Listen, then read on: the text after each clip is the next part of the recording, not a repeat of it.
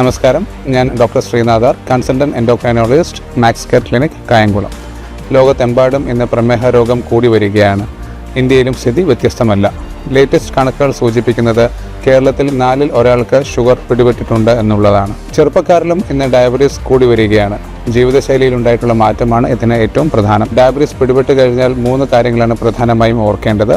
1 diet, 2 exercise, 3 മരുന്നുകൾ. ഡയറ്റിൽ നമ്മൾ മധുരം ഒഴിവാക്കുക, എണ്ണ പലഹാരങ്ങൾ പരമാവധി ഒഴിവാക്കുക, മൈദയുടെ ഉപയോഗവും ഒഴിവാക്കുക. എക്സസൈസ് ദിവസേന 30 മുതൽ 45 മിനിറ്റ് വരെ കൃത്യമായിട്ടുള്ള വ്യായാമവും നിർബന്ധമാണ്.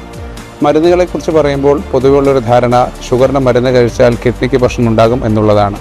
എന്നാൽ നിങ്ങൾ മനസ്സിലാക്കേണ്ട യാഥാർത്ഥ്യം ഇവിടെ വില്ലൻ മരുന്നുകളല്ല, ഷുഗർ തന്നെയാണ്. ഷുഗർ കൂടി നിൽക്കുന്നതുകൊണ്ടായിരിക്കും കിഡ്നിക്കും ബാക്കിയുള്ള ഇൻറ്റേർണൽ ഓർഗൻസിനും പ്രശ്നങ്ങളുണ്ടാകുന്നത്.